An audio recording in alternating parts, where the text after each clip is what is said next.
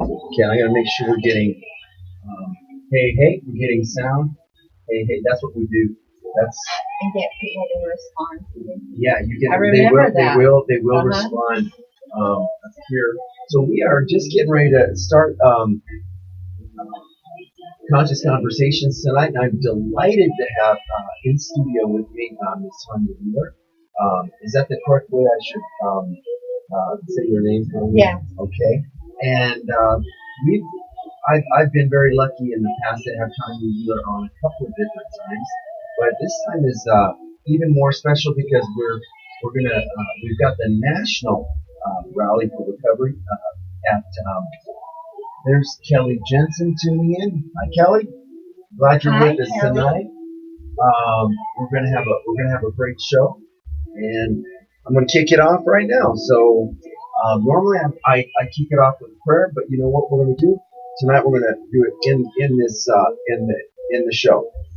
So,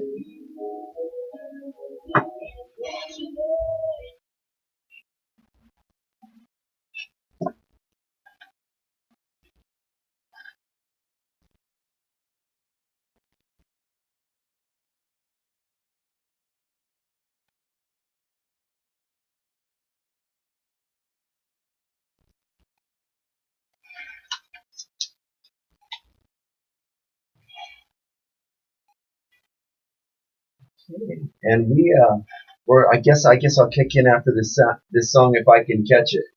I hate to interrupt songs. It's one of those things I guess I'm superstitious This is about. a beautiful one, too. Yeah,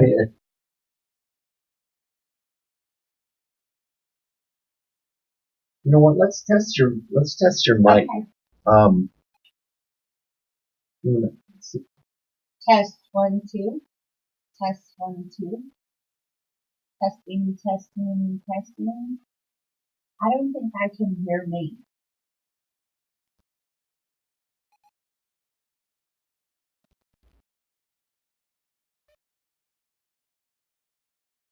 try that one.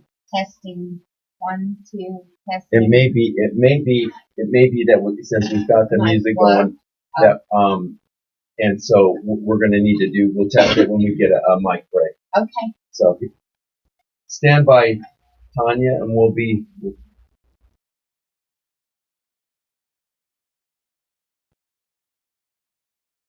Well, I hate to jump this, but I'm going to jump it. So here's what's going to happen because we're 4 minutes in.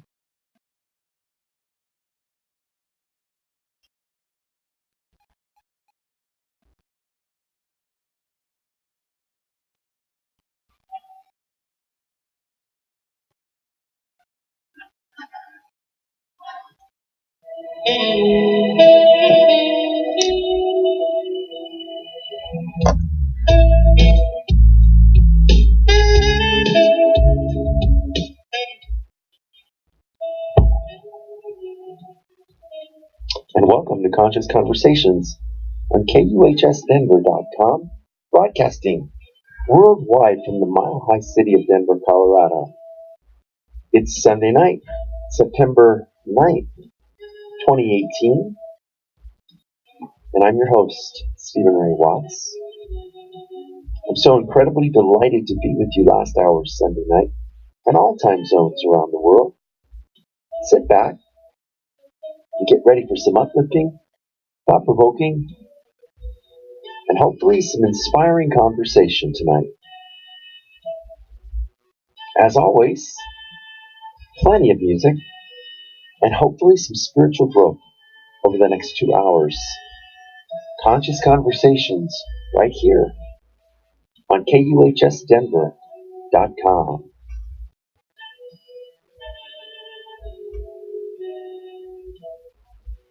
Well, we usually kind of kick in a little bit early and do a little bit of behind the scenes prayer tonight. But we're just getting rolling a little bit late, which is, I think it's for me, it's just one of those things where it's fashionably late. We're going to go with that. Okay. I'm with my special guest tonight, Ms. Tanya Wheeler, with Advocates for Recovery Colorado. We're going to be talking about a lot of things. We're talking recovery tonight, and Along with that, we will be talking about the reason for recovery, and that is our Heavenly Father and the grace that He's given us to overcome addictions and help other people to find that moment of clarity. But and this is a perfect segue to do that right now. So let's pray. And tonight I wanted to pray what we call third step prayer. And it goes like this. Lord, I humbly offer myself to Thee, to build with me and to do with me as Thou wilt. Relieve me of the bondage of self, that I may better do Thy will, and take away my difficulties, that victory over them might bear witness to those I would help of Your love, Your power, and Your way of life. May I do Thy will always. Thy will be done. Amen. It's a good one. It's a good one to start off with, and we've got some listeners tuning in. I'm excited about. Now all we've got to do is once we get through with this opening song, we'll get Tanya's mic up and live, and that's going to be as simple as trying one, trying the other, trying until we get one, until we figure it out. We'll get it done there in a minute. A scripture tonight. Before we get to scripture, I want to. This is a scripture that I wanted to share tonight because I thought about this scripture all day yesterday, and it was one of those scriptures that just jumped out at me, and I wanted to share it because it's very special to me, and it comes from Matthew chapter 9, and it goes like this. Chapter 9, starting with verse 35. Jesus went through all the towns and villages, teaching in their synagogues, preaching the good news of the kingdom, and healing every disease and sickness. When He saw the crowds, He had compassion on them, because they were harassed and helpless, like sheep without a shepherd. Then He said to His disciples, "The harvest is plentiful, but the workers are few." So I pray tonight that the workers will awaken to the. Hi, Michelle Thorson. It's great. Thanks for tuning in tonight. We're going to be talking all about this rally. I hope you have a chance to come on down to on September 15th on Saturday. But I was saying before, awaken the workers to all the work that needs to be done in helping people overcome substance use disorder, whatever it is. It could be anything to from drugs, alcohol to gambling. And I know I have a personal friend who is struggling with gambling, and it's every bit as destructive and debilitating. So we are working on that idea tonight, recovery from anything like this. And pathways, I love one of the things that Tanya, and I'll ask her about this when we get her mic live, one of the things that she says to me is that we support all pathways to recovery. And that is something that I feel strongly about too, because recovery is the result that we're looking for. And healthy minds, healthy bodies, healthy spirits and souls. So join us on Conscious Conversations tonight. As soon as we get here, I'm going to bring this back up and we'll kick in.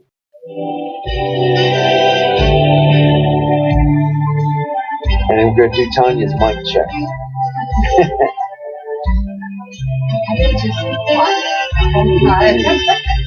Now that's going to really freak me out. I'll take these off and give them to you. We are going to have your input tonight. I promise you. Okay. So we're going to try each one of these at a time. Okay. Well, I'm just going to keep talking until I can hear inside. Oh, There that's we go. the one. There we go. Yeah. And that's what usually happens. Sometimes I have to click this off. And it's okay because I know what to do now. Okay, delete, and now we're going to go here. Okay. I'm delighted to have Ms. Tanya Wheeler of Advocates for Recovery Colorado with me in studio tonight. They're Slim, right on Oh, time. nice. Hey, Slim. Slim, thank you for joining us tonight. And I sent him the link so he could be here with us. All right, we've got James. We got Gannon. Yeah. Yeah. James is the peer coach at Advocates for Recovery Colorado. Yeah. We're going to have so many listeners tonight. It's going to be great. Now, can you hear yourself okay? Yes. And you feel comfortable? Yeah. Okay. Well, that's important. That we've got a lot to talk about. First and foremost, and I'm excited about. We love you too, Slim. Right back at you. I'm excited about this rally coming up. September is Recovery Month. It is. And National Recovery Month. And let's to take that a step further. The whole idea here is that the rally coming up this Saturday down at Civic Center Park, but it actually starts down at Union Station and moves upward with a walk. Correct?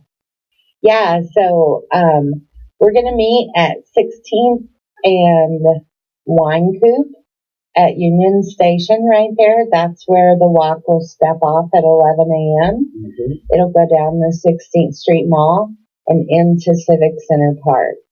That's fantastic. Are you guys escorted, or is it just can anybody walk along? Absolutely. Everybody is welcome. Come and be part of the crowd that comes into the park. We don't really know how many people are going to show up, but I can tell you that we've had volunteers at AFR Colorado for the last few weeks, and they're making signs to carry during the walk. And I know some people make chants to say during the walk, and we've got a brand new banner coming.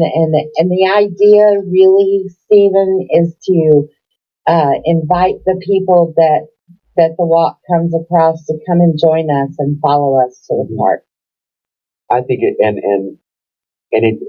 people that are in recovery, people that might be thinking about recovery, people that might be thinking about friends and acquaintances, family members, whatever that might need recovery. I want to be really open with this and say that this is an opportunity for folks who, like you said, are in recovery, people who are contemplating getting into recovery, people who are still struggling and just want to see the impact of the community in recovery around Denver and around our state, and everybody's welcome. And this is, and I forgive me if I've already mentioned this, but this rally, now we talked about it last year, mm-hmm. and this rally's been happening for. This will be our 17th year. Wow, that's fantastic.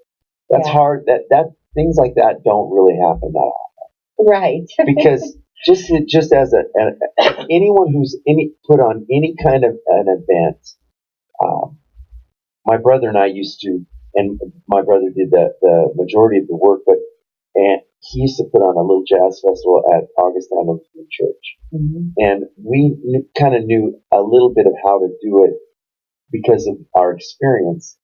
But it got to the point where once the festival started, you're already working on the next year. Oh yeah. It's like, so, it's year round and it's 24/7. Yes. It's hard work. In fact, I have already gotten the email for the third Saturday in September of 2019 for us to reserve the park. Yeah. My point exactly.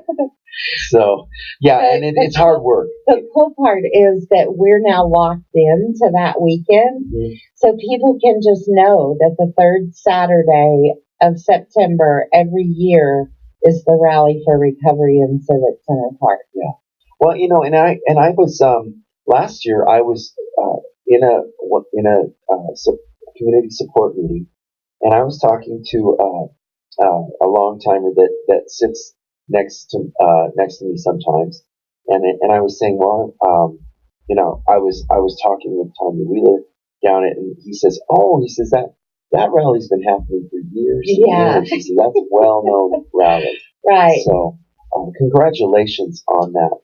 Thank you. I want to jump right into something. We'll get back to that because we're going to talk about the entire day, what's planned, who's going to be there. You're not going to believe some of the who's who that are going to be there, and also some of the flies that are in the ointment when we're talking about the challenges that we're facing. Yeah. But you received a very prestigious award this year, Yes. and got to fly to Washington D.C. and be a part of this award ceremony. I'd love to have you tell us all about that. Sure. So I was very honored to be chosen by Faces and Voices of Recovery as the National Individual Recovery Advocate. This is fantastic. So just so folks kind of understand that, Faces and Voices of Recovery is a national recovery advocacy organization. I've always referred to them as the mothership. I love that. Because that's where I've learned all of the things that I know. And to be able to be honored at that ceremony, which is called America Honors Recovery, was just overwhelming. I was so grateful to have gotten that award.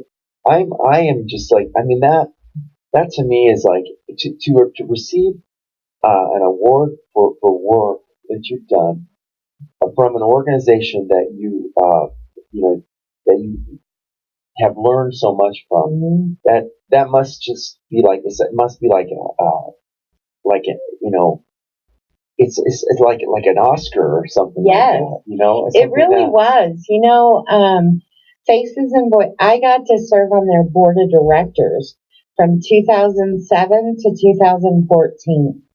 And so to have been so involved with this incredible organization, learning from the mentors, the folks who started creating recovery community organizations and really started putting together the advocacy work in the recovery movement as we know it now, to have all those teachers and those mentors, and then to be able to be a recipient of an award, with those folks sitting in the audience, what an honor. It must have been moving. Oh, I was just, God has blessed me. Oh man, Stephen, it's just amazing.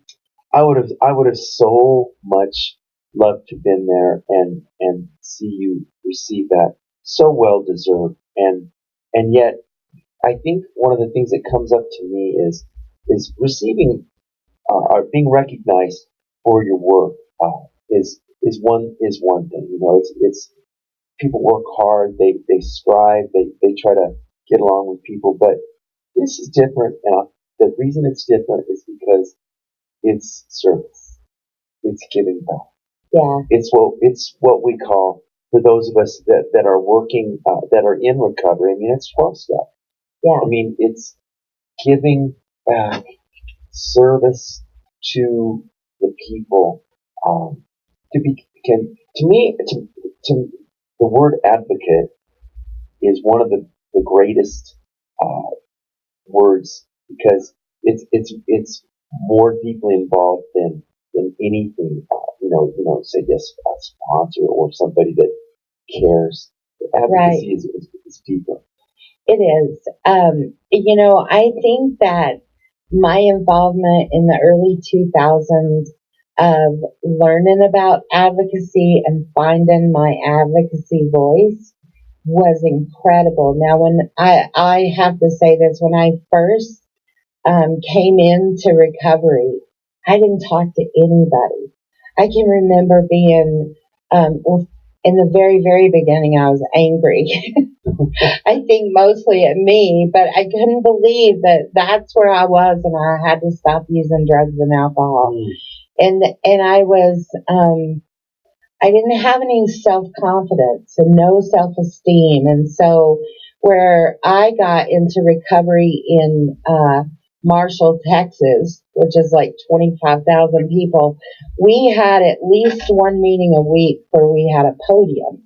And when you were called on to share, you went to the podium, and I was scared to death. Oh my! Just in, in front of 10 people or 20 people, and I would say, "Oh, I don't want to do that." And then, I really believe that my advocacy voice has been God given, because when I began doing this, all of that fear went away.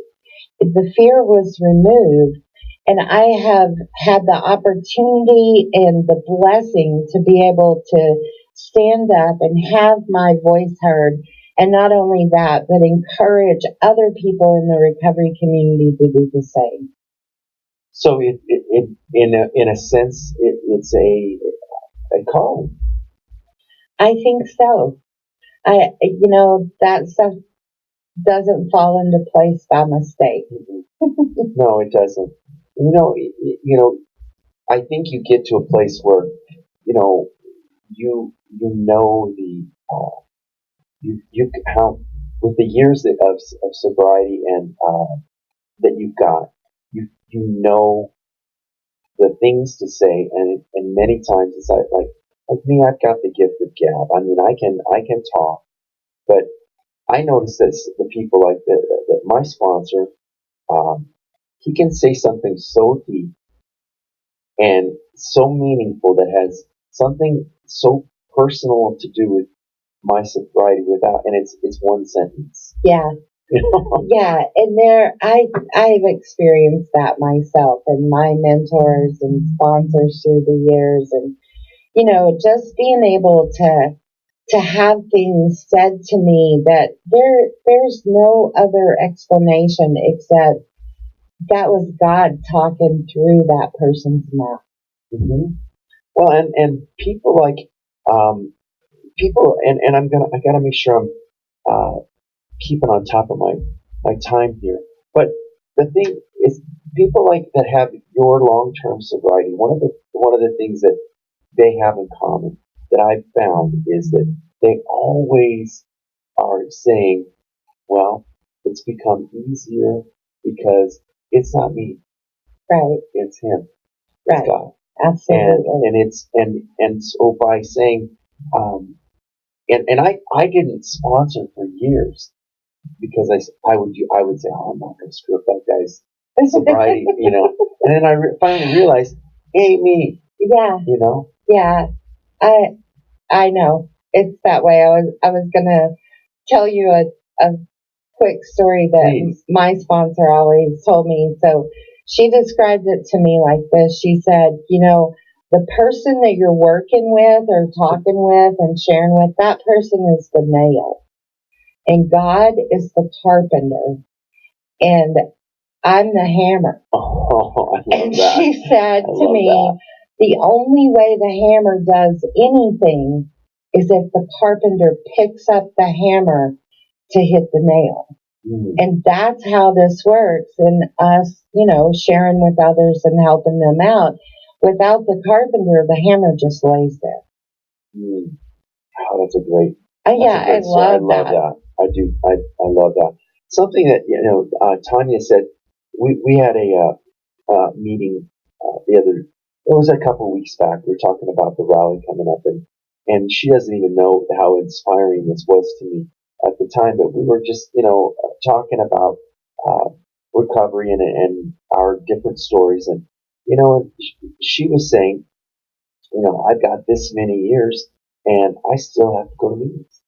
And I said, and I went, wow, I guess I didn't expect to hear that, but then I always hear that from people that have your kind of long-term sobriety. Right. I'm super grateful to have over 28 years in recovery now. But very clearly, I can get to continue to get better because I continue to work at the growth. And for me, that has become a lot of spiritual growth. I was in a meeting Saturday morning with my sponsor. So the woman who told me the story about the carpenter, her name was Mildred, and God rest her soul. We lost her a couple of years ago. And she was with me for the first 26 years of my recovery. And, she always said to me, Tanya, you have a built-in forgetter. And if you quit going to meetings, you will forget that you're an alcoholic and an addict. And I've heard that story so many times of people coming back into recovery after they've lapsed back to their chemical use. And what do we hear? I disconnected from the community. I stopped doing what I had been doing when my life was successful. And so I'm a big believer that I have to keep doing what I started out doing 28 years ago in order to keep it moving forward. And I'm so happy that you shared that because, it can sound from somebody like me, who's, compared to you, I'm in early sobriety. But you're not. But it's true. I mean, if you go to meetings and the first thing you hear when somebody who has relapsed or the first thing you'll hear is they say, "Well, I'm stopped going to meetings." Right. And I mean, all of us can relate to that at some point, saying, "Well, maybe I don't need to go."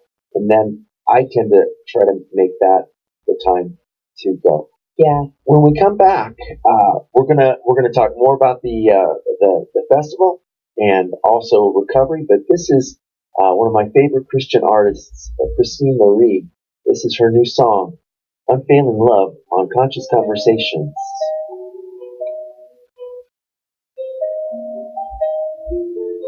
Okay, and we're clear from radio, but still live on Facebook. And there's no breaks on Facebook Live. No, that's it. It's straight that's through. Fun. It's straight through, and it took a little while to get used to that. Yeah. When I first started doing the radio show over at the other studio, Henry would say, "Now, if you're gonna go Ustream and you're gonna go live on Facebook, remember that you're live all the time, so you don't want to. You can't pick your nose. Right. So anyway, you think it would be easy to remember, but it's not. Yeah. So it's interesting how and you get better at something, yet at the same time if you don't do it. Yeah. And that kind of goes back to the first thing. I really feel like it's a privilege for me where I got lucky to where I know. But it's things like that. When you say something like that, I know when I do. So there's that day I don't want to go to a meeting. I say, well, maybe I should go to a meeting. So I go to the meeting and I sit down and I'm sitting on my left, 25 years sobriety. On my right, 18 years sobriety. Up there is 40 years sobriety. Right. And they're still here. Right. Right? So what does that say? Well, I think that it says that's the example. I mean, that's why they're still there. And I think that like when I talk about meetings, I have my own pathway, but again, it doesn't matter what kind of meeting we're talking about or what kind of activity there is that surrounds recovery, right? So there are all these other support meetings out there. And it's not just 12 step. We have some meetings. So I think bigger than the meeting, the real connection is about, or the real important thing is the connection. See, if I disconnect, I'm screwed. And are you saying, does that mean fellowship? Yeah. Yeah, and then I think that we all have our own path around how do we want to grow, where do we want to grow. For me, today, and it was hard to get here, but for me, it's been about spiritual growth. Especially I would say the last 10 years. It's very, very interesting. I came from the place of wanting nothing to the place today where that's the most important thing for me. So do you find in your spiritual growth that there's actually the more you grow spiritually, the more you're giving yourself leeway to live and give yourself a break. Yeah. And be human. Yeah. Yeah, absolutely. I have, I think we'll all have haircuts until the day we die, right? Yeah. And, but I have some really juicy ones that I like to hang on to that are they're not really helpful to me or to you or anybody else. And, through some process recently with my father, I've done some more step work, and I've grown again. And so my big highlight one is I don't like to let go of control, especially this week because it's rally week, right? Sure. And so I'm really trying to practice that. And you would think in the beginning, well, at 28 years, surely you're not still trying to work on that. But it's part of it. And I think what I'm realizing, the more that I'm growing towards,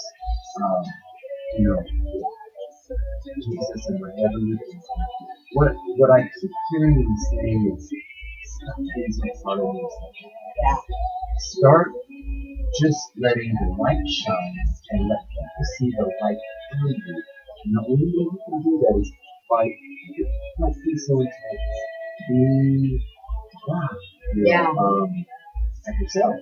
You know what else about that as well is how do I show other people that I can let my light shine, or let Jesus show my light through me, right?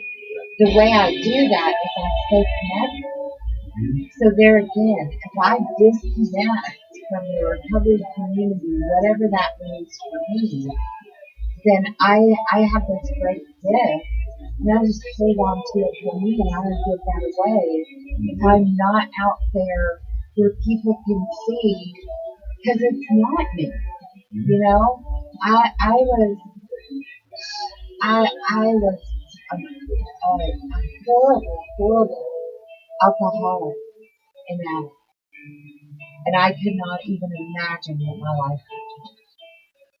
And here I sit with you, talking about Jesus, talking about God, talking about connection and long-term recovery and a national award, a national recovery rally. And here's something that you just touched on to me that is so important, and I hope you get a chance to say it to the radio audience too. The fact is at the beginning, you were uncomfortable with what you had to say. Mm-hmm. You were uncomfortable thinking, well, what do I have to share? Right. I won't go up there first. Yeah. I mean, I'm just trying to get through this one day at a time. I find so many people, myself included, saying, I find my shares to be clumsy. I find my speaking voice to be like, I feel like I sound like Tom Shane, which I'm not downing Tom Shane. Right. It just it's not pleasing to my ear. So I'm sitting here going, I don't like all these things about, yet I have this passion to give back what was so freely given. And so, I guess what I'm trying to say is, and I'm sure you will agree, it doesn't matter what your message is. If you have a message of recovery, and if you've been in recovery for a day, Yeah. you have a message. Yes. Yes, absolutely. You know, one of my favorite sayings about advocacy is that is let your voice be heard even in the shakes. I so agree. Yeah. So agree. And especially people that what I found at times people that have relapsed, and there's so many people that have, Yes. myself included. Yeah. And I didn't think Me so. too in the beginning. Yeah. Yeah. I mean, I didn't think I was, because there was a long time between the time I had sobriety till I tried again. And I realized, wait a minute, I relapsed. I mean, I had 2.5 years sobriety, and then for whatever I picked up, it's no different than anybody else that's struggling in any kind of support. And they're beating themselves up so bad. And You know, we have a saying around our place, we don't shoot our women. And just this week, a couple of people have come back to us and shown up and said, hey, this is what's been going on. And I feel so bad. I'm so sorry that I disappointed you, you know, and I feel so guilty that I left here. And, you know, the first thing I will say to them is, we don't shoot our women. We open that door and walk back through. There's no judgment here. We've all been in those shoes. That's what makes it so incredible to have a recovery community organization in the community that's not connected to a treatment program, to another organization, because that's what we do. We're just there. We're working on it. You said that so beautifully, and the thing that I love about it is because really what it did is what you were doing is reaffirming scripture tonight, where Jesus went to the towns and he healed and he taught and he had compassion. Without compassion, you know, we can't begin to grow spiritually, because if there's any condemnation or judgment within us, then we're already placing ourselves at a level of that growth will stop. Yeah. Don't you think? Yeah, I do. And I think that, you know, even I've experienced that when folks, you know, when I relapsed early on, and when I see people come back, it's about, you know, they can't have their head down, and they can't look you in the eye. And, you know, my message to those people is, you can lift your head at AFR Colorado, because you've not experienced anything the rest of us haven't experienced. And there has to be a nice, safe place for people to know that they're welcome and they're loved no matter what. No matter what. As well as we can to practice unconditional love. I couldn't agree more. And I think that says it all. All pathways. Yeah. All pathways to recovery. Yeah. And unconditional love, compassion, the compassion of an Almighty God that loves us the same way. For us to endeavor to treat people who are struggling. You know, there's a saying in some of the support groups that, you know, if you get enough of the knowledge of, say, 12 steps, or I'm just going to go ahead and say it, Alcoholics Anonymous, if you get enough of that knowledge, they've ruined your drinking anyway. Right. And, you know, and I've seen that. And people are not going to be able to go back. There's so good. And then I've seen the other side too. People just aren't there yet. Yeah. And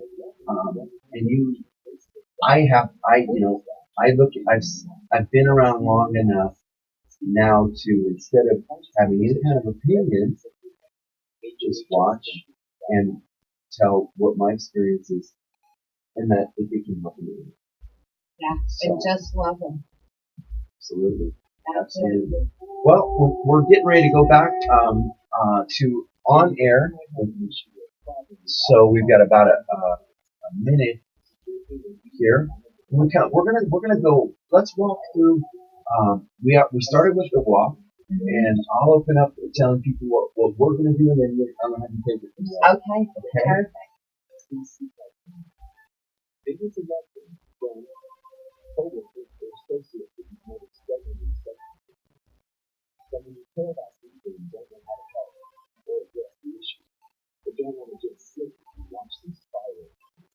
This is a good. I like to have this commercial on, going right back in so people can hear.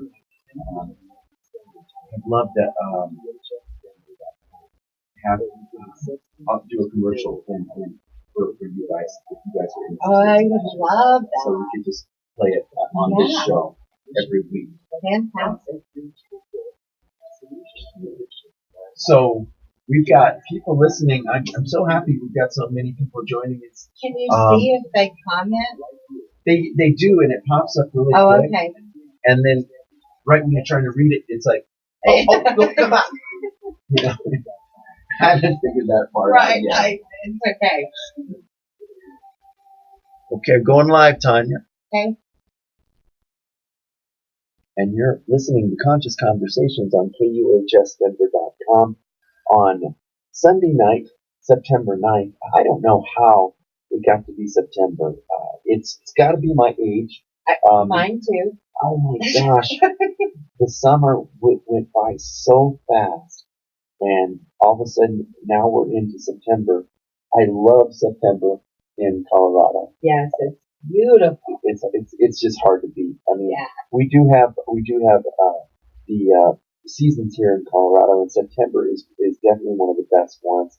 We still have a few days of 90s coming up supposedly, and it looks like the weather is going to be beautiful for our rally coming up. You know I've been watching that. I know.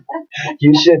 You know the funny thing I was telling you before the show. I've become a weather show geek, Yeah. and I don't know why. I think Tanya literally is because I just it's hard to find something to watch. Yeah. You know, and Yeah. the weather show is just like, I mean, the weather is what it is. Now I even get to the point where I can't see another tornado rip a house apart. Exactly. Well, you know what's funny when you're from Texas in the middle of Tornado Alley? Yes. That I'm still intrigued with that power and fury. But I got to tell you, it's different when it's coming through your I town. can imagine. I can imagine. Yeah.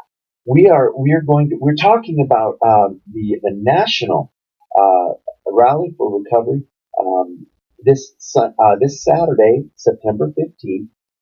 It's going to be something that we encourage everybody to come down and be a part of.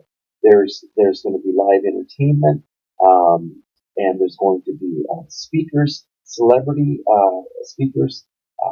I'm going to let Tanya tell you a little bit more about that. But one of the things I'm so grateful to you for is inviting my band, Sarah, to be a part of this special rally. We're gonna play on Saturday at 12 noon, right? At the Greek Theater, I believe. Yes. And we're gonna play for an hour and kind of play for while people are kind of making their way up from on the 16th Street Mall into the Civic Center area and get these. And then after Dotsero plays, we're going to kick off the rest of the rally. Tell everybody what they can look forward to, because this is a power-packed event. It really is. And it's cramming a whole bunch of stuff into a semi-short amount of time. What we have learned through the years is that you can't expect people to sit down and listen for very long. Mhm. So when we say the rally is going to go from 12 noon until this year, probably around 4:30, you can't get people to sit down for 3 hours and be entertained from the on the stage Mhm. by people sharing their stories and talking. And so over the years, we've learned that we have to condense that part. Mhm. So we're trying to keep it as close to an hour as Wow. we can. It could be an hour and a half. So after Dot Sarah plays, and thank you again, because you guys are famous. We're telling people Dot Sarah are going to be there, and almost everybody says, "Oh yeah, I know that band. I love them." Oh, good. Yeah, Good. yeah. So I think it's going to be so awesome to have you guys play. So of course I'll welcome people to the rally. We will recognize our sponsors. We're really lucky this year to have a presenting sponsor. Mhm. And that sponsorship is being provided by Alkermes. If you're not familiar with Alkermes, they are the people who make Vivitrol and naltrexone. And these are medications that are used to treat addiction. Wow. Yeah. So we are so honored to have them and to have them as our presenting sponsor. So we'll talk sponsorships and do some introductions of folks, especially our volunteers. There's no way we could do this without all those volunteers. Yeah. And then I am going to have the privilege to introduce Mr. Pat O'Brien. That's a biggie.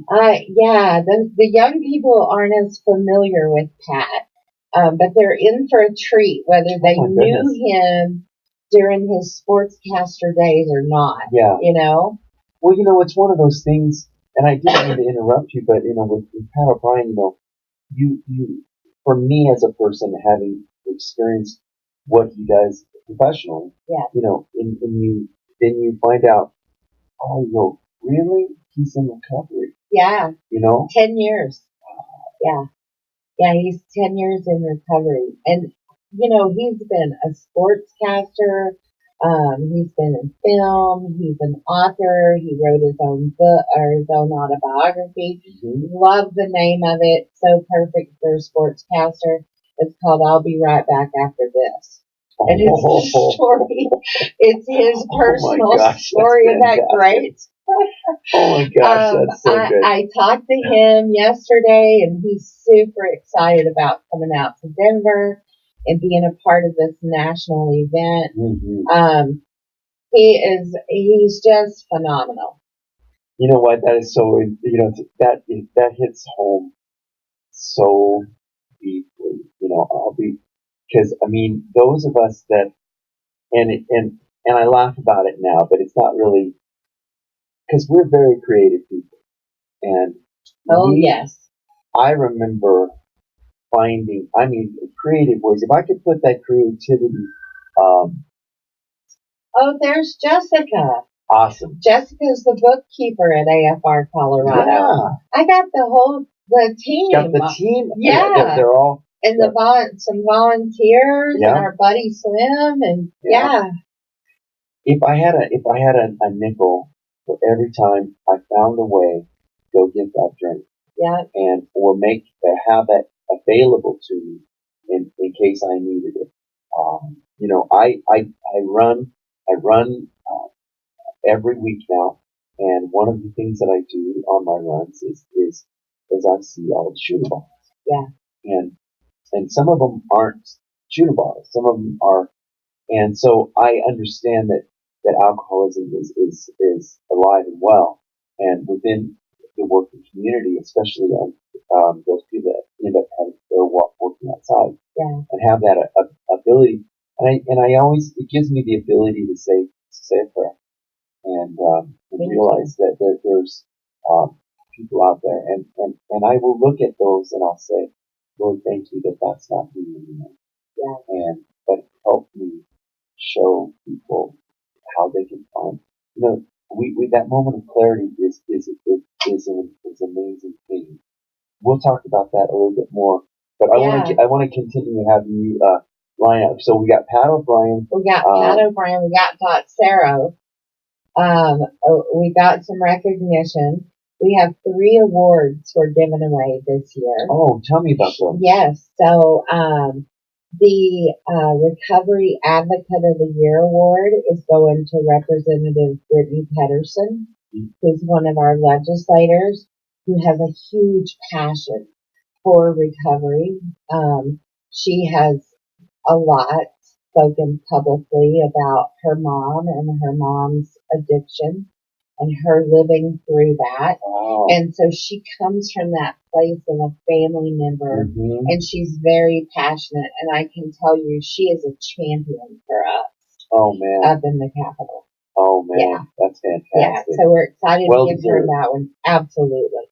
And then we're going to give away an award this year for the first time for Recovery Volunteer of the Year. We're giving that award to Daniel Fox. And Daniel is a rock star. He has been with us helping with the rally for at least 8 years. Oh, man. Now he's a coordinator for Oxford House, Colorado. Oh, I believe I met him. Yes. And he's, he and my peer coach, James, right now, who's co-chairing the rally, they're telling people, don't ask Tanya anything. You come ask us.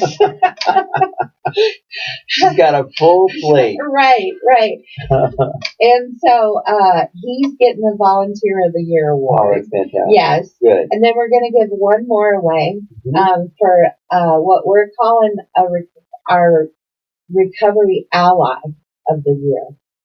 And so we have had a woman who has been helping us with bookkeeping and accounting and, helping us stay on track as a small nonprofit with a really tiny little staff. And she has volunteered her time for about a year and a half. Wow. And has really, really, she's just magical, she's so good. She's a CPA and she actually works at Peer Assistance Services. Her name is Leanne Aiden. Okay. So she's going to get the Recovery Ally Award. So traditionally, we've only given away one, and that was just for Recovery Advocate of the Year. And because we are growing and because there's so many other people that are helping us out and they need to be recognized. That's the word I was, that recognition is, sometimes I don't, awards, are, they can be, I guess the point I'm trying to make is they overdo the award shows. Yeah. These are awards for people who are making a difference. Right. That are doing something, giving back. They're in service, like your award.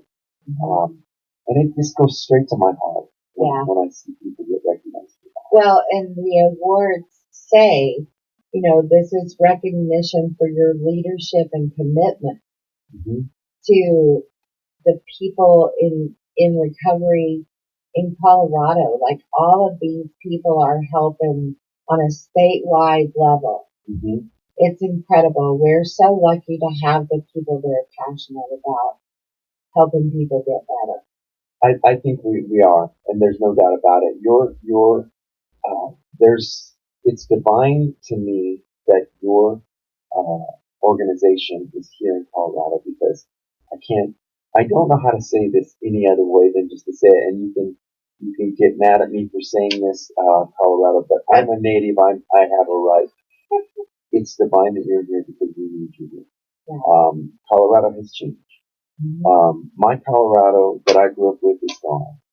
And yet I see things where we need advocates for recovery in Colorado, because we work. Whether we like it or not, it's not changing. It's not going back. Right. We are the first state that went with legalized marijuana, and we don't hi Christine.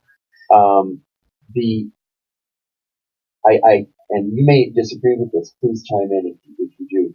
The results aren't in yet on what the higher levels of THC are going to be for what we're dealing with in recovery with our youth and with our adults. Yeah. So what we do here, and again, I want to bring up the point and have you bring it up again.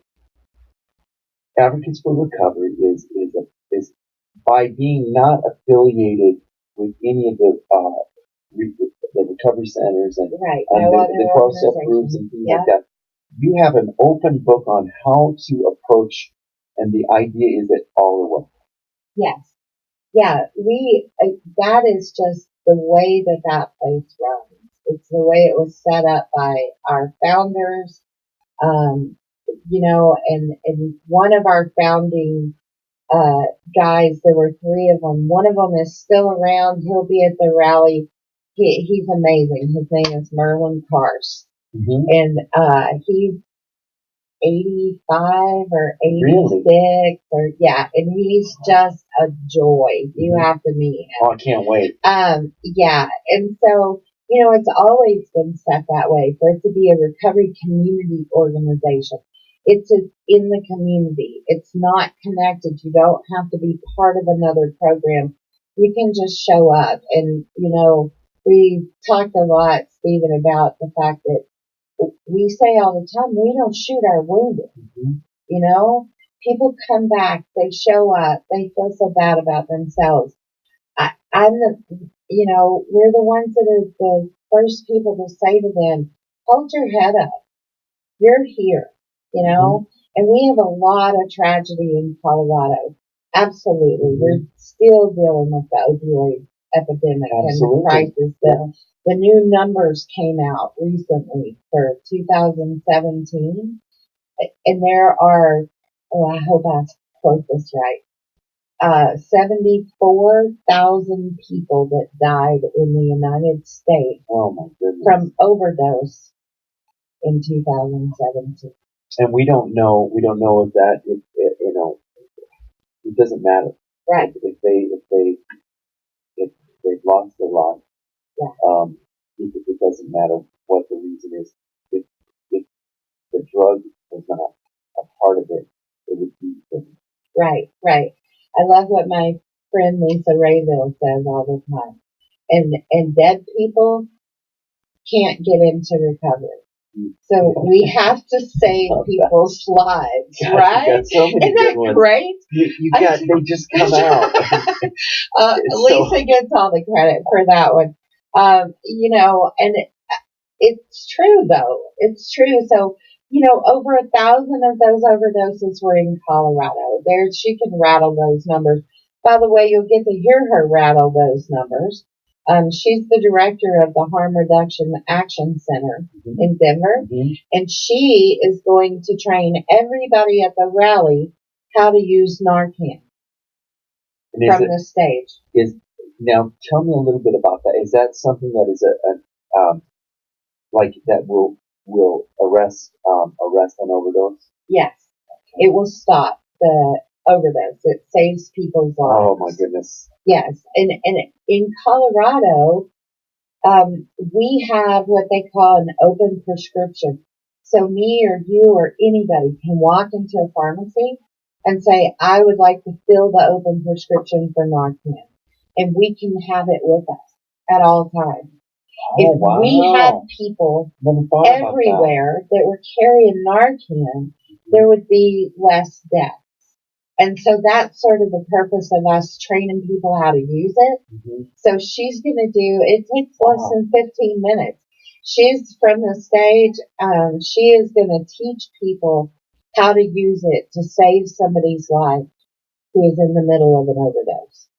And will she be able to tell, can she let people know what might be a sign of somebody? Absolutely.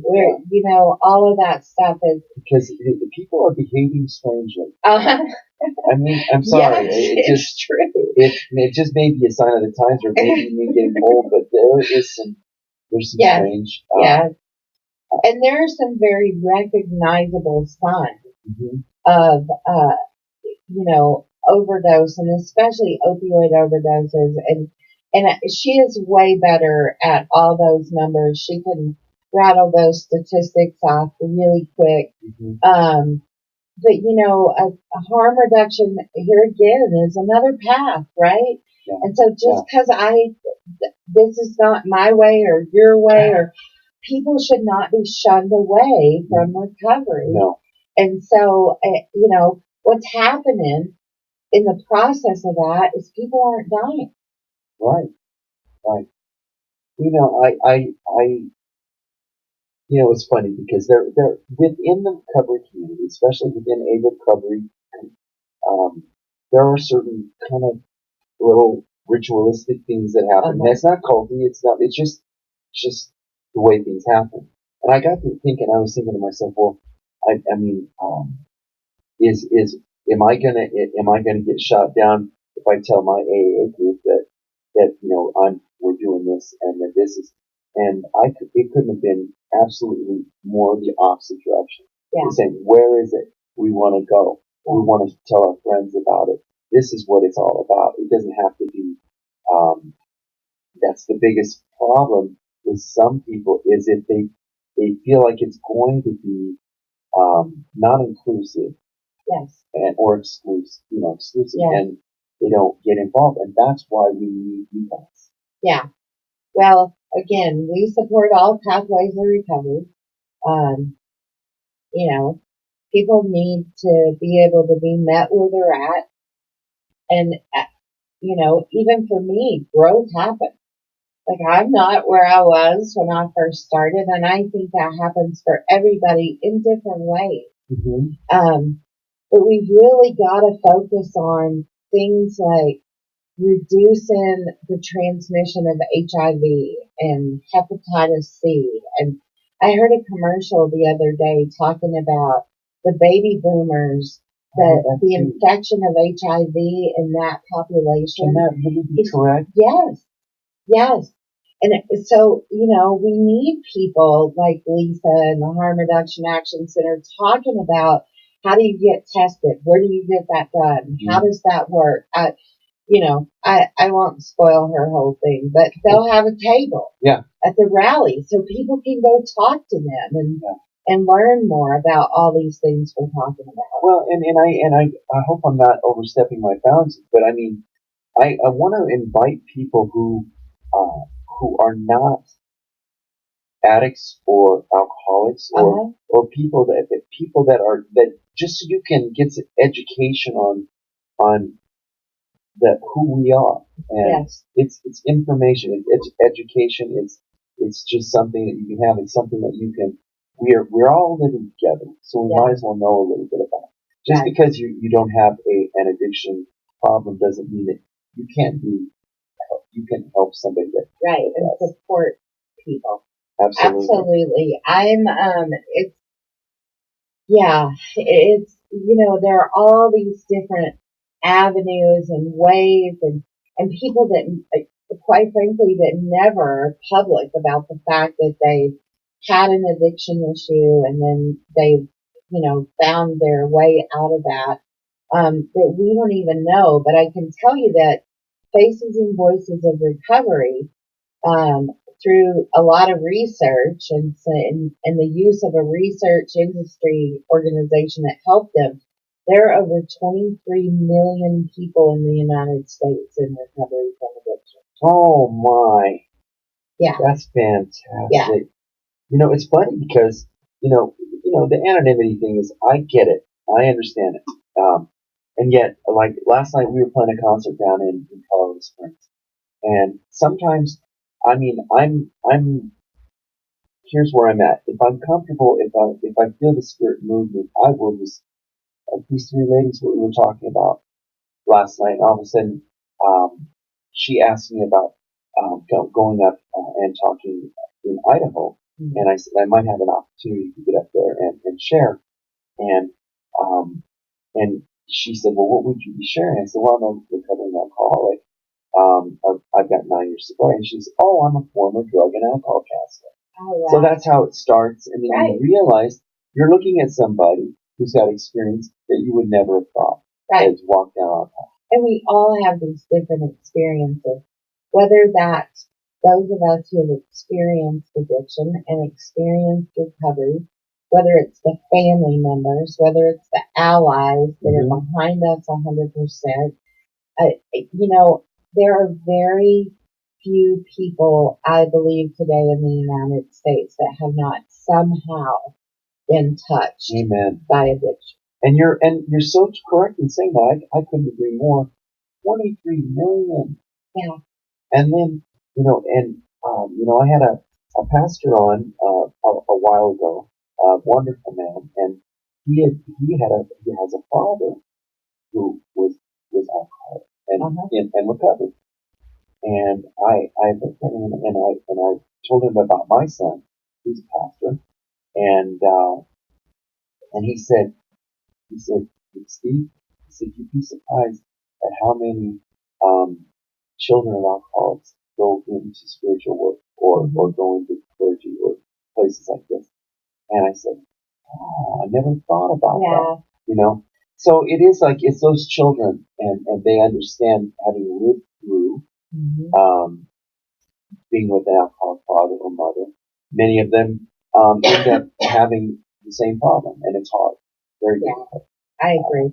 I'm so sorry about the cough. I have this congestion. You are an absolute delight to have on the, and I'm going to have you. I got 2 minutes. Do I have 2 minutes? I want to continue on because I'm going to bring up your stress factor. I'm going to bring it up, Tanya. We've got this darn hurricane headed towards Washington D.C. and our headliner, our music headliner is from the Maryland area. Yes, and so the band's name is Cloud Gang, and the singer who's going to come out and sing for us with his DJ his stage name is V-Rain. And I am so worried that they're not going to get here after watching the weather and seeing that hurricane go up that way. So, I'm calling tomorrow to find out how that's going.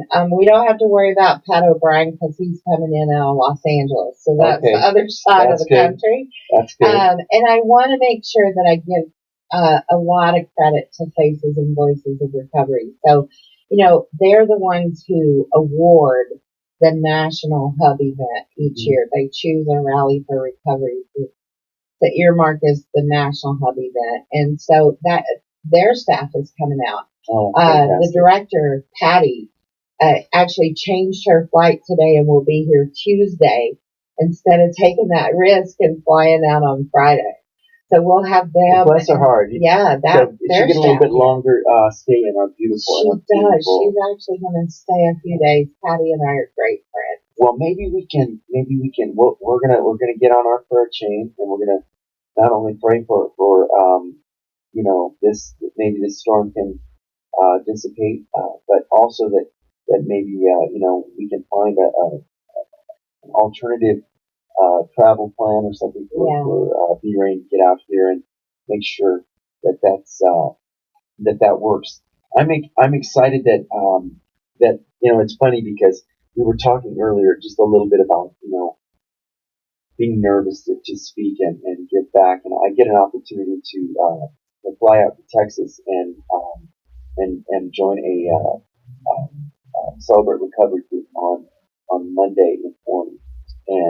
Texas. And I know Forney, Texas. And by the way, Celebrate Recovery will have a table at our rally. That'll be awesome. And I knew that. We're going to talk more when we come back. This is also Christine Marie. This is her other song called Gratitude. What a perfect song for this moment on KUHSdenver.com. Okay, and we are clear. We're going to leave that in God's hands, and God is going to take care of getting him here, and we're going to be great. We're going to have the team that's watching. We're just going to have them continue to say to Tanya, "You've been doing this every year. Every year it turns out great, and you're just going to have to." Yeah. They're funny, the team around, the volunteers, and saying, don't talk to her. So, because she gets all spiraled out of control, and then she's on our case. So come and talk to us. Leave her alone. Yeah. Well, and it is. I can really relate to it because it is. You have so many things coming at you from all at once. My wife goes through this at Flight Eject. I mean, it gets to a point where the people that you have there, they step in and they do their job. And they help you It's out. amazing. I can't even tell you how wonderful the volunteers. The place is full of volunteers. Things are coming together. It's so incredible. Like we're gonna have what we're calling the Remembrance Tree, and so people can write names on the leaves of people they've lost to addiction and put them on the tree. You should see the tree. It's on our Facebook page. It's beautiful. Those are volunteers who have taken their time and their talent to paint this gorgeous tree. So how will it all end up? We will have does B-Rain take it to the end? Yeah. And then Yeah, we'll it's probably just, do a closing and we'll see y'all next year. And then it's time for you to sleep for days. Yeah. Yeah, it's there's a little bit of downtime. One of my I sort of see this as a tool that I use to take care of myself sometimes. Is I call it having too much outside stimulation. And I feel it, and after something like this, or if there's a lot of stress or for whatever reason, I feel that way sometimes, and I just sort of revert back to me and God and, the closest family or whatever. Right, it's not isolating. No, it's just solitude. downtime. Yeah. Yes. We were talking the other day about the difference between isolating and or being able to, with the tools we're given, to actually embrace solitude. Yeah. And it's necessary. Oh, it's so, it's so important. And I see this as if I don't keep refilling my tank, the hammer lays there, right? And so in order for me to be able to, especially in my spiritual walk, be able to help people, and rely on God to give me that ability to say something that's helpful sometimes, I need to be able to clear the channel so that I am as close to God as I can possibly be. Absolutely. And when there's a whole lot of loud and chatter, and this is a very exciting time, I'll use a day or two, and I'll get with God. Yeah. And I love to hear you say that because it is a refueling. It's we don't embrace that in our society. We still. And this has been a little bit different year though too. It's been more intense. It has because this is the national round. Right. And you have just received this very emotional award. Yes. And a word of a lifetime. Really. Oh, It's just you got to say how does it get any better than this? I know, but haven't you too had times in your recovery where you thought, how could it get better than this? And then there's some time that passes and you look again and you go, oh, how did it get better than that? And now how can it get better than this? And when I maintain a real relationship with God, I get to have that. But there is no. I agree. It's like something that's sublime. It's a euphoria that goes beyond any kind of intoxication or high that we were searching for. It's hard to explain. It's so good you can't put it into words. Right? No, it's so hard to explain. explain. Right. And I was going to ask you because, like, every once in a while, I think to myself, I get this weird thought, like you just said, how did 9 years go by? Right. And if I remember going like the first year, and I remember that it wasn't all fun. There was a lot of good in it. Yeah. And do you have anything, or do you ever look back on some of your early sobriety and think, oh, we should be like that again? Do you ever do that? Well, I think that in some ways, because as we get older, we have losses and all kinds of things like that. Yeah, like back to Mildred, you know? And I mean, she just took me under her wing, and I sort of felt like I had like somebody just right there with me all the time. And as the years go by and we're more reliant on God and less reliant on human beings, that begins to shift some. But that's one of the things I think of is, oh, if I could go back though, I could have her. But someday that connection will. I mean, you still have that connection, and it's beautiful, but it'll be real. Yeah. It'll be like, and and yes. It's one of those things where, I try to, I have this strange thing. I have a sharp this, but my PO box is down on 14th and Alive, and so I'll walk over from downtown Denver over at JetFly to Jackson. I'll walk over, and it's about a 10 minutes. And so I always walk and I always say, so this is what a year sobriety is. And this is what 2 years sobriety is. And so this year I did my walk 9 years later.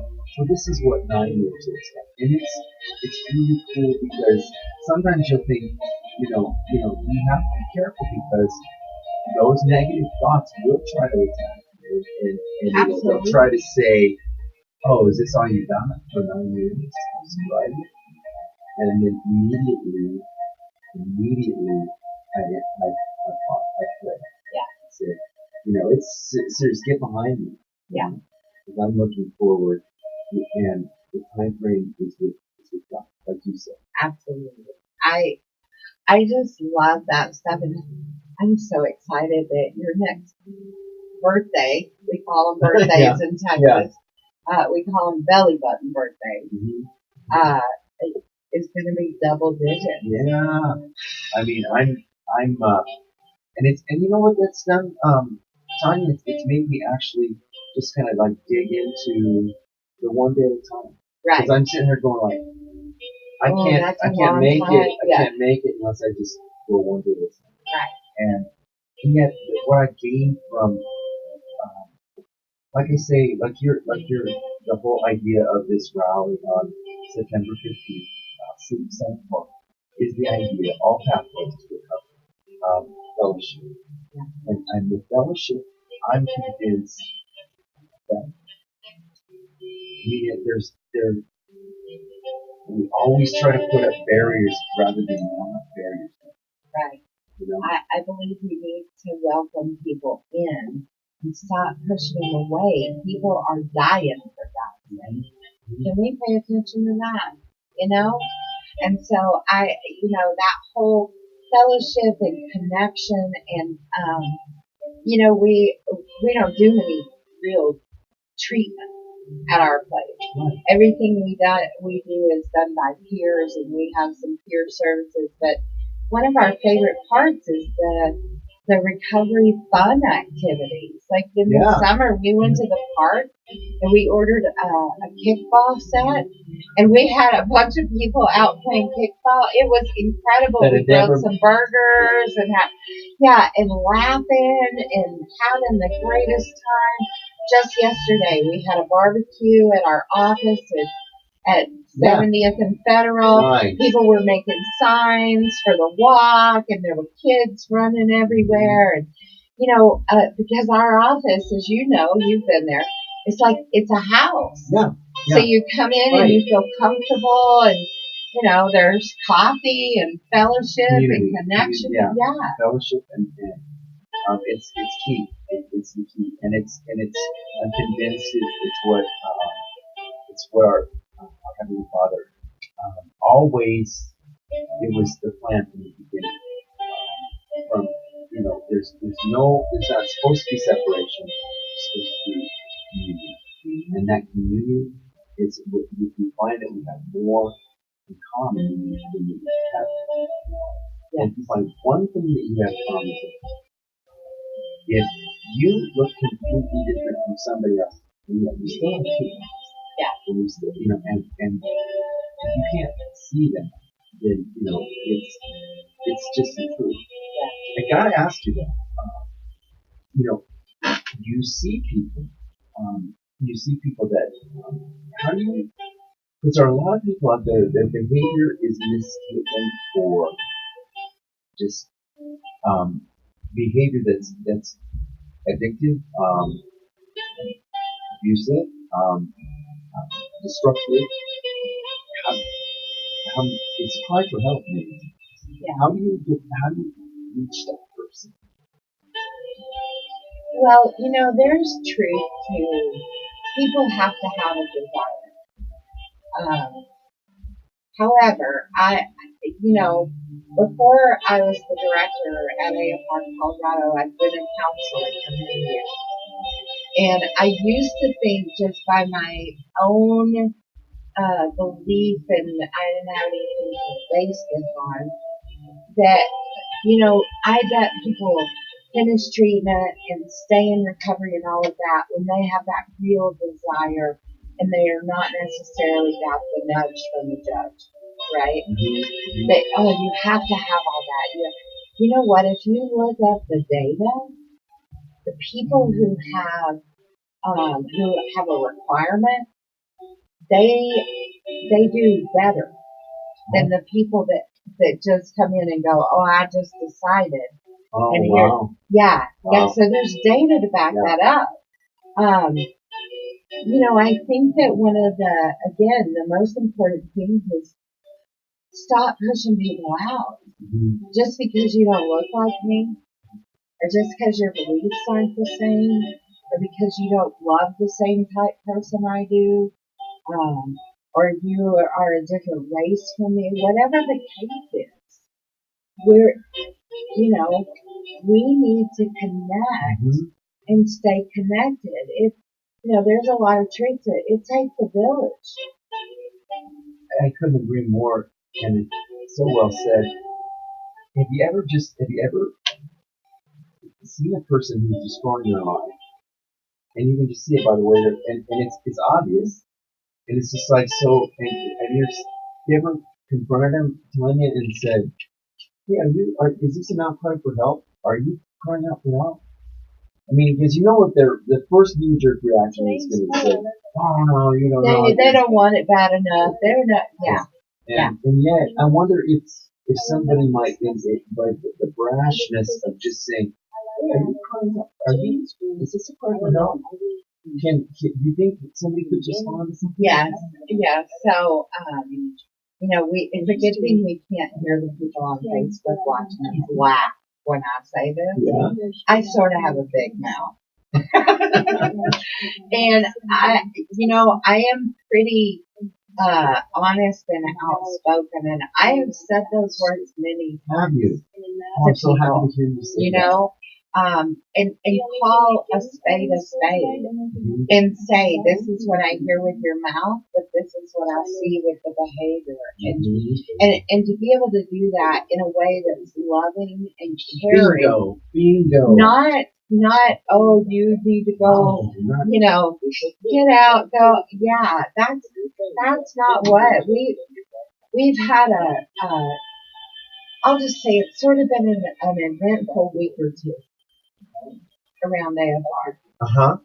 We've had people that we have worked with in the past that have sort of come back, that are back into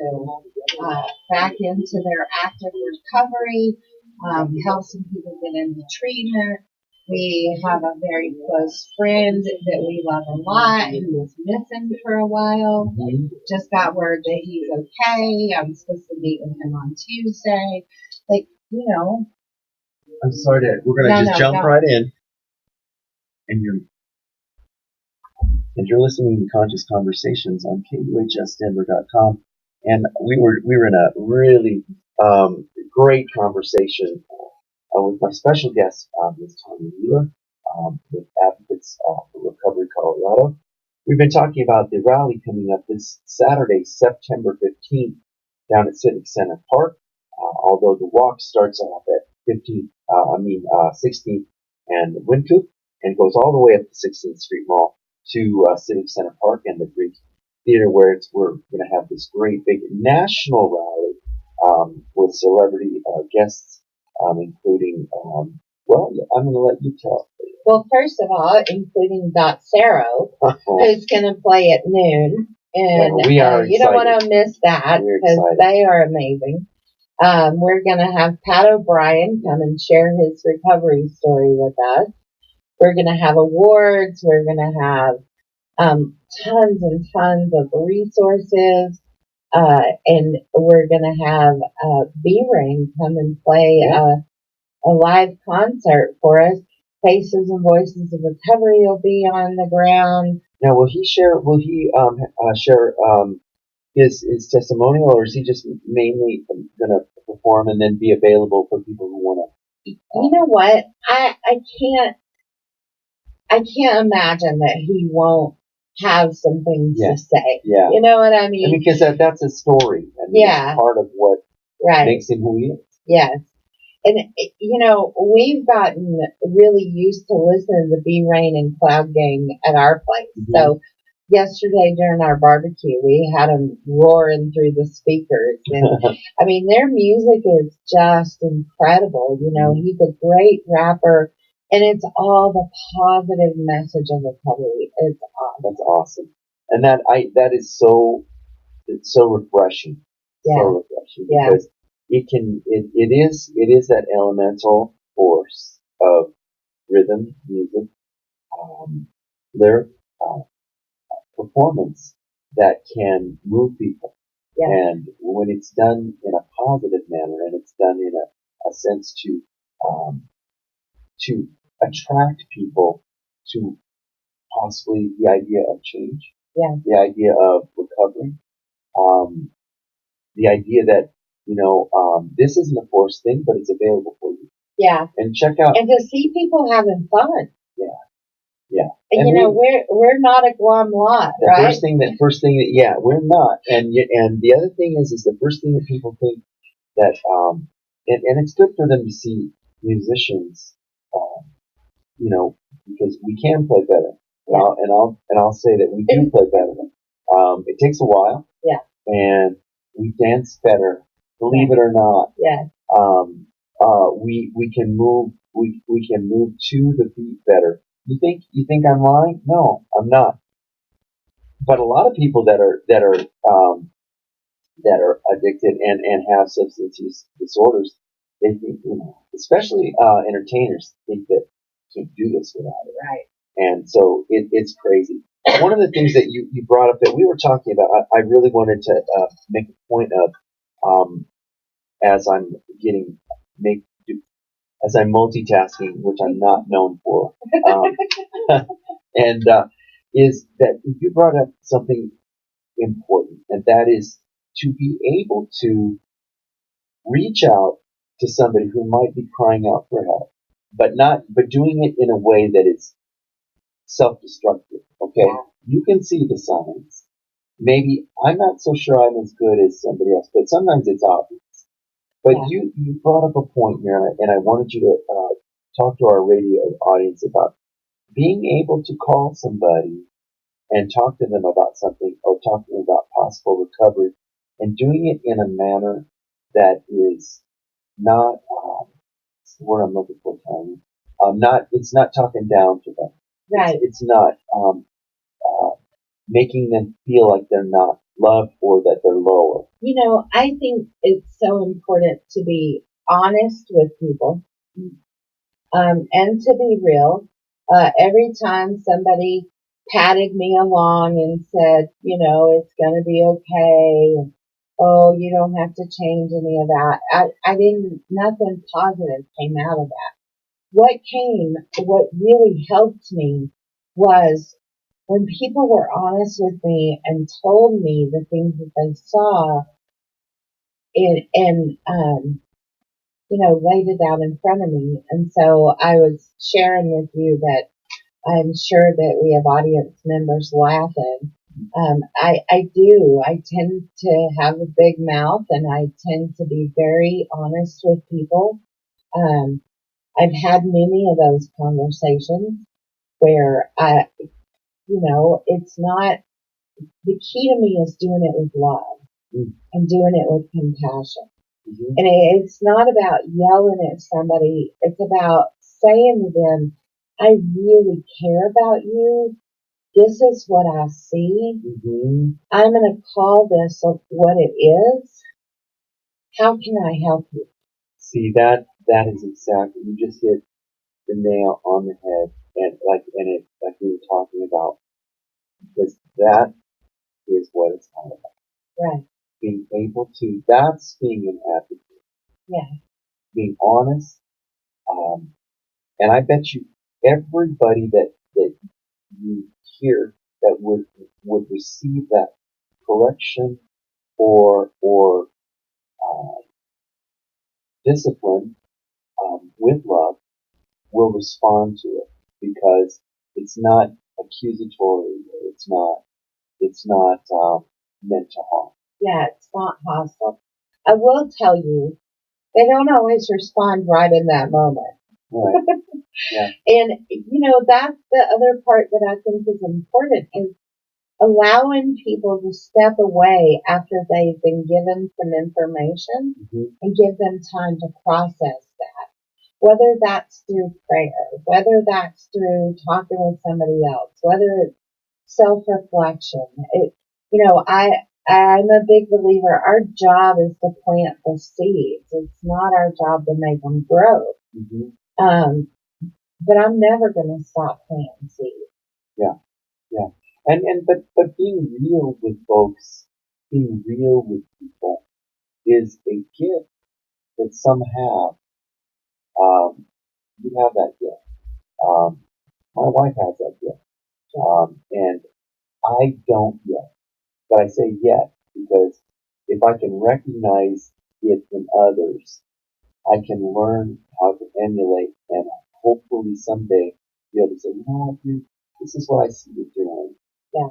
And it's just my observation, but I see it as being destructive.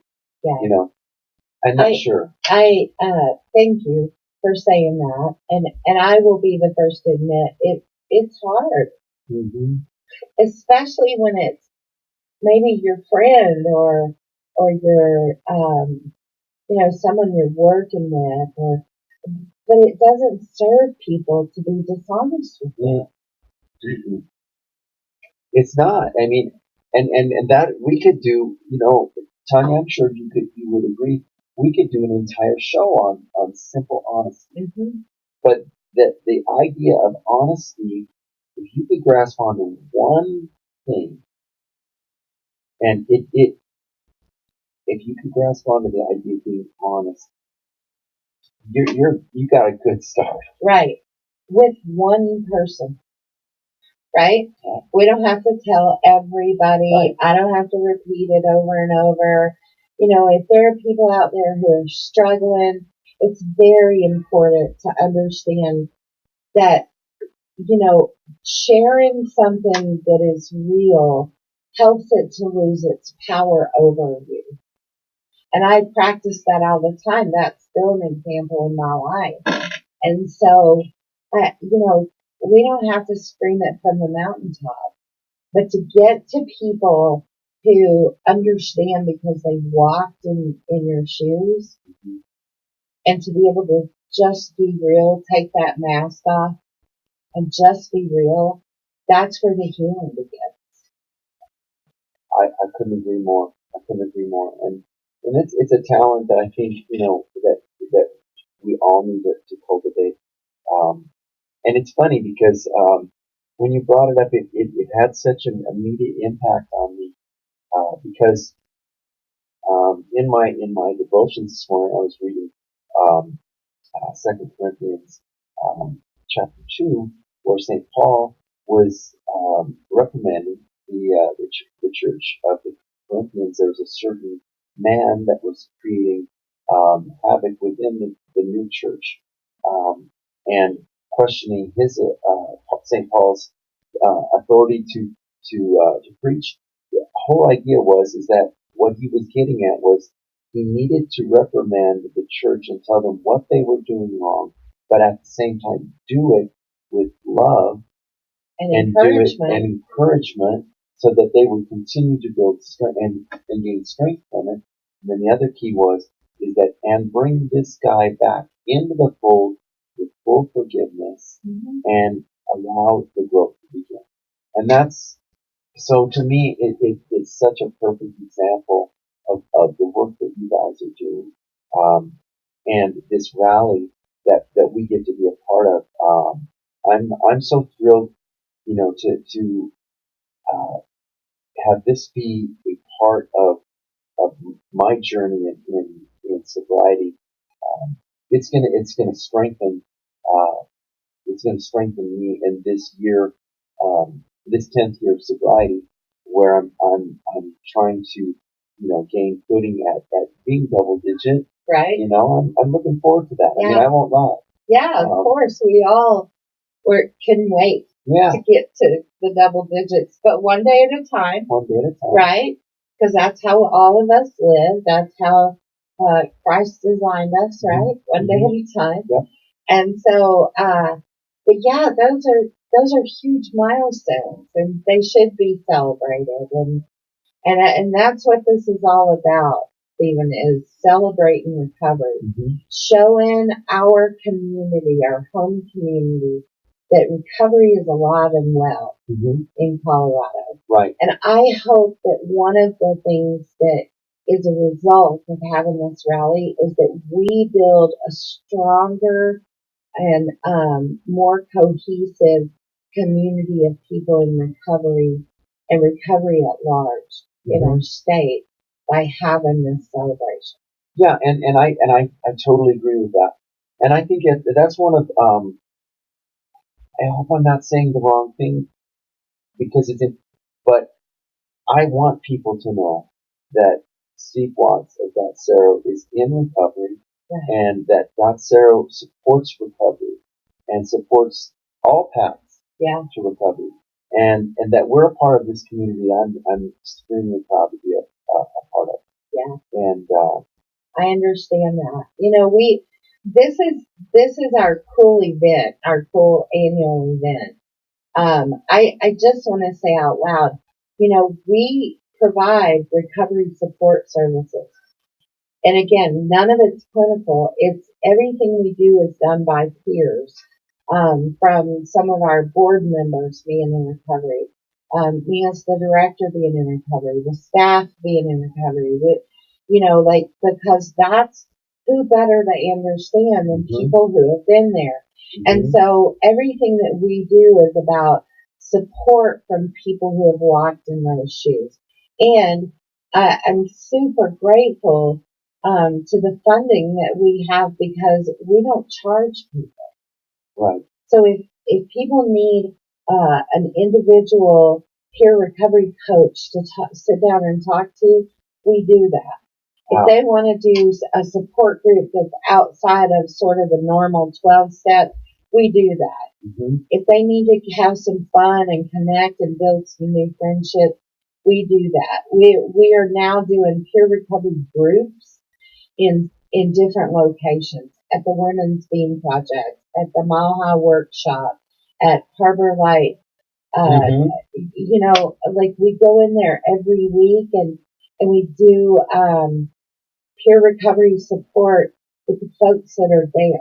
And the beauty is, because of the wonderful funding that we have been able to get, we get to do that for free. So there's no obstacle. You don't have to have insurance. You don't have to have $100 an hour. You don't have to have any of that. All you have to have is, the ability to pick up the phone and call us or connect with us on social media or come through the front door. We'll give you a cup of coffee and invite you to sit down and stay a while. This is the real thing. This is, and I want to tell you, all the listeners out there, that this is the real thing. This is God's work. This is God's work. He is making a difference through Advocates for Recovery. This rally that we're doing is for us to get out there and celebrate it like we are. Now I hate to bring this up, but there are those groups out there. There are those people out there that are taking advantage, and it just burns me so hard Me too. when I hear about people that are taking advantage of people who are hurting. Mm-hmm. And because there's no place that you're more vulnerable than when you're in the low point of your addiction. Absolutely. How do you get people that feel uneasy coming to you because they've heard of these things, these scoundrels out there? Sure. I've had that happen. We've probably heard it all.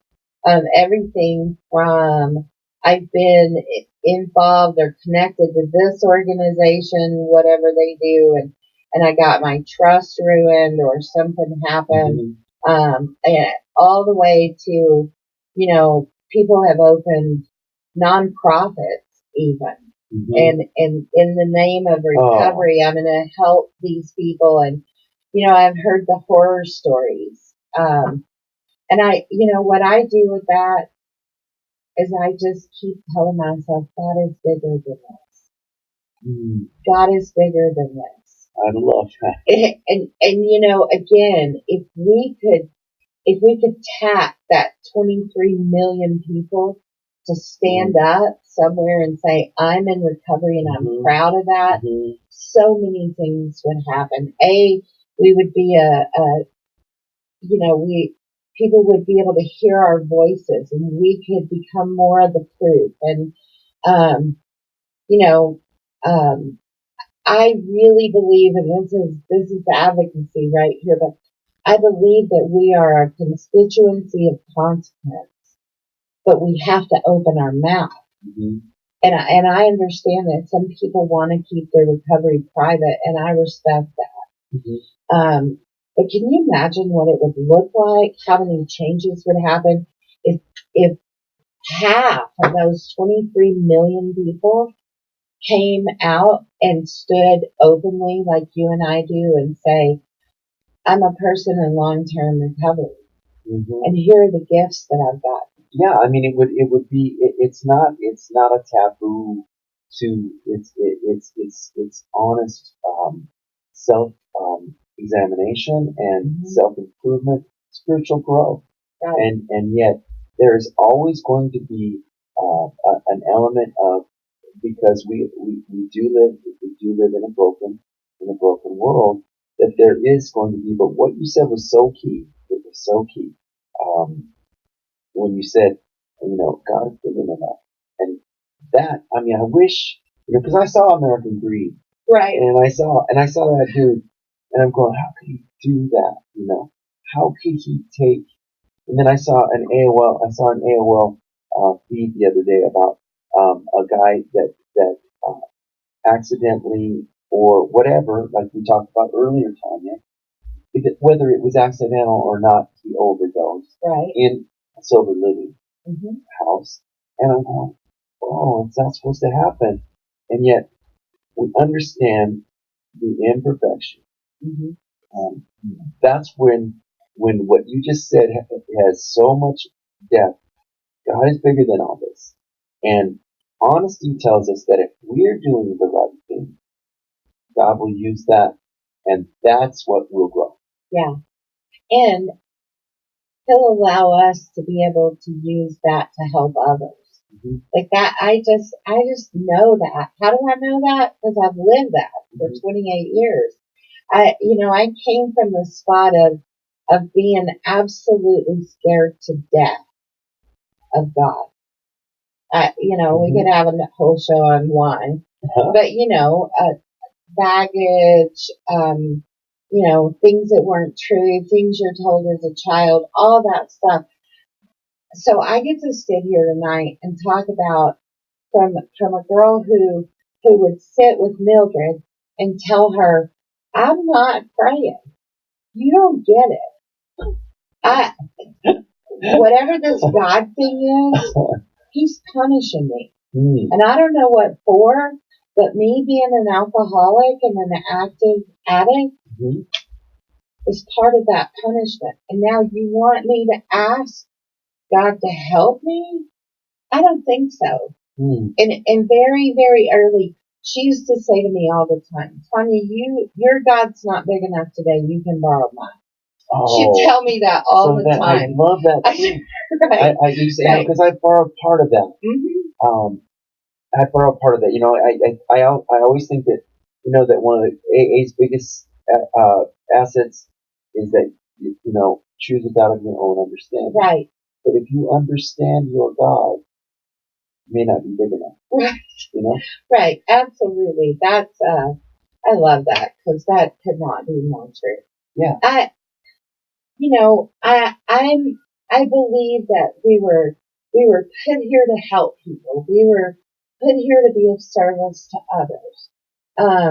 Recovery taught me how to do that. I'm really grateful that I get to be in that spot where I get to do that stuff. And not only that, I get to show others how to do that around AFR Colorado, coming in, moping, I don't have. Yes, you do. That, greet the next person that comes in the door. Yeah. I mean, we've had awful things happen. Here in Colorado, that, some of those greedy people, some of the, whatever it is in them that gets them to do that. But I know that God is bigger than all of that. And we're making huge strides. There's an accreditation that is gonna happen, probably next year, and get some legislative attention. Actually, I think the accreditation is already happening for recovery residences. So there's this list of requirements. And in order to get the accreditation, right. And that's the only reason that those things are happening is because they don't have to prove, they don't have to measure up. Yeah. And they're taking advantage of the system. And yet, I think you summed it up. I mean, what a wonderful slogan. This is something I'm going to take with me on my trip, and I'm going to share it. And I mean, this is the answer for everything. You know what? God's bigger than that. There you have it. Yeah. I mean, enough said. This is such a perfect answer. Right. And I'm going like, oh man. And it's like I was just saying earlier, how you guys come up with a sentence that just out of the blue. And that's partly Mildred. It's your journey, your experience with all the people. And and sobriety is about living life as it was meant to be. And sometimes life is hard. And sometimes life is over the top, beyond, I believe, exciting. And sometimes it's just, but sobriety is, it's living life to the full. Yeah. And I want to go over this one more time. And I can't thank you, enough, Tanya, for taking time out on a late Sunday night and being with me on the show. I wish we could do it more often. We just click. We have I know. this, I know. We can have so much fun in the studio. And I know. I want people to understand. Now you'll be at the Advocates. You'll be all around I'll be all over the place. But there will be an Advocates for Recovery Colorado tent. Yeah. We will have T-shirts for sale. Okay. I'm waiting on them to come in. If the shipping gets messed up, I will just be in More tears. stress. Right, right. The canopies are coming, the t-shirts are coming, the banners are coming. Anyway, and speaking of one-liners and slogans, so our tagline this year is Recover We. Yes. And that's the theme for our whole event. And so people will see that. The t-shirts will say that. And, that sums it up. It does. It's we. Because, and it sums it up in more ways than I mean, because there's so many, the people, you think of first the addict and the alcoholic, but wait a minute, there's the families, the friends, the jobs, there's, the community, it's everyone. Yeah. And it's all about how that dynamic works. And you've got it all covered in this beautiful national rally. Let's go over it again. Saturday, September 15th, down at, it's going to start at Wynkoop and 16th, and we're going to do the march up to, all the way up to 16th Street Mall to Civic Center Park. And Docero's going to kick it off at noon. We might sneak in there and play a song a little bit early, and celebrating recovery. And then we're going to turn it over, and we'll have guests, awards, recognition, special guests, Pat O'Brien sharing his story. It's just going to be, and it's completely free. I mean, it's there's no cost. Just come and have fun, and bring $10 for a t-shirt, because that's the deal. We're not even like out making a bunch of money off of t-shirts. Mm-hmm. The t-shirts, no matter what size, $10. I've never seen people. I mean, I've seen people volunteer. I've seen people give of themselves in many different ways and places and times. But people who are in recovery, people who have somebody who might have gone through recovery, unbelievably passionate about giving back and trying to find a way to. It's like I said, I wish I could give this to you. Yeah. You know? Yeah, and then we'll end the rally with the concert by B-Rain. It's going to be awesome. It is going to be incredible. My goal is 2,000 people. If 5,000 show up, I don't know what I'll do. I'll just be passed out over in the corner. Awesome. Well, I'm going to walk Tanya out to her car because we've got a little bit of a stroll here. I'm going to set up some songs, and then I'll come back and sign off for tonight. But our thanks and gratitude from the very bottom of our heart. Thank you. I love you, and thank you for coming tonight. And don't forget, show up on Saturday. It's gonna be awesome. Okay. Here, we just got these. Let me leave you one. Oh, I love it. Yeah, we have 2,000 of those. We'll have them out on our table. Thank you. Purple is the recovery color. I did know you that. see all the purple. Yeah. So this year I have them swirl them. Then we've got some black ones for the bikers. With a skull on it. Yeah. Won't put any purple on. I didn't. I saw so many in early sobriety. There's a couple guys in our group. I mean, it's skulls everywhere. Yeah. And then I saw some of the girls, and they were, and I thought, there's skulls everywhere. They're tatted up with skulls. And then I went to my friend's church, and he's got a Bikers for Christ church in Anaheim. And actually, we went to Whitty, where the Hells Angels are. Oh, wow. And they had this great pamphlet on why they have some of the skulls. It has to do with the Golgotha, and because it's the mountain of the skull. To do with the place where Christ was crucified. And I went, "Oh, I couldn't." I didn't So, know And that. I would have judged, and I was judging. Yeah. Going Yeah. like, "You guys could say they're Christian, but But it's they all have about all these skulls. skulls. I think they're pirates or something." Right. Absolutely. Okay, so I've got a. What a fun night on Facebook Live. Yeah, it's been a blast. Having folks to hang with us and stay here with us. I gotta unload some songs here, and I can make my first. I know I did something wrong there. There it is. Okay. Now I corrected that. And see, if I play a song and I'm not talking over it, they'll nail me on YouTube. So I've got to play all Dot Zero songs here for a while, while I walk you out, because I got to get enough of them to where Take up a little time. yeah, this is a long one.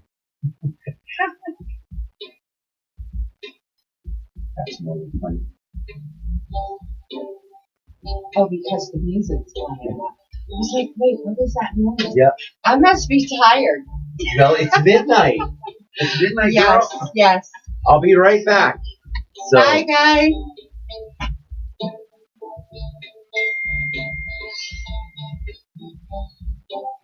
okay. This is, No, I give it. oh, I can't wait. It's going to be so I can't wait. It's beautiful weather. Yeah. I know, I was hoping for like 70 degrees. I bet you we get that. I bet you that's what we get. You know? Yep. Well, you gave me my new slogan. God is greater than that.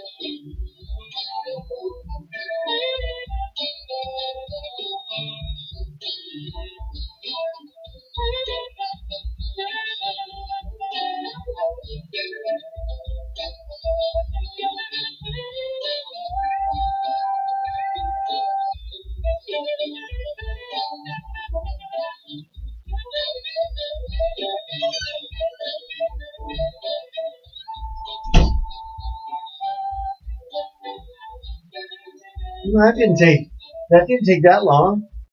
One song.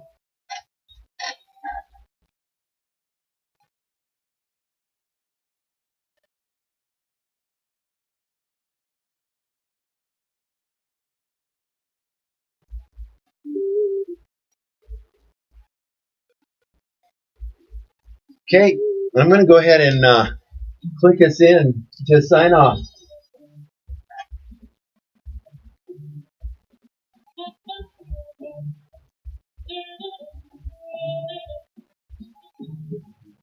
That's how you do that.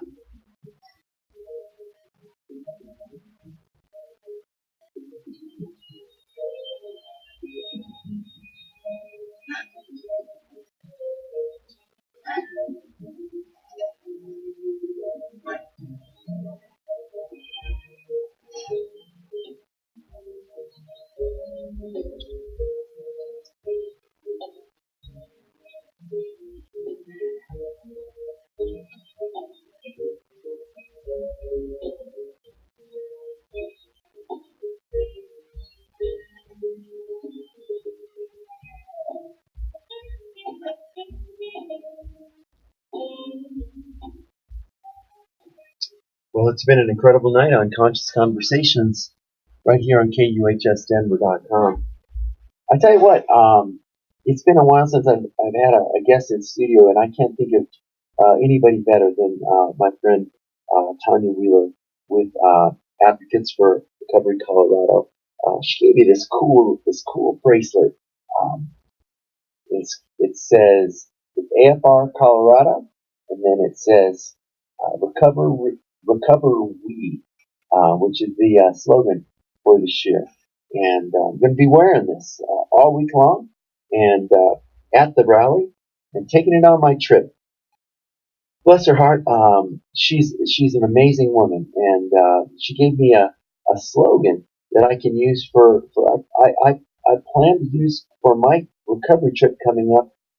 That's been kicked off with the National Rally for Advocates for Recovery this September 15th, this Saturday, and that is God is bigger than that.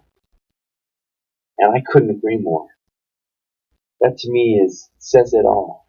And we can take that in whatever could happen, whatever might happen, whatever does happen, whatever we see happen. We can always say, God is bigger than that. Wow. That is simply a wow to me. Thank you, Tanya Wheeler, for coming on the show in giving us your experience, strength, and hope, your love, and just your inspirational story, and all the things that you do. We're going to have a great rally this Saturday, September 15th, down at Civic Center Park, the Mile High City of Denver, Colorado. It's going to be the national rally for Faces and Voices of Recovery right here in our own backyard. Can't wait. Dotzer is going to play at 12 noon, and we're going to go from there. So many people that need prayer tonight, but I want to shout out to my soulmate, Sandra.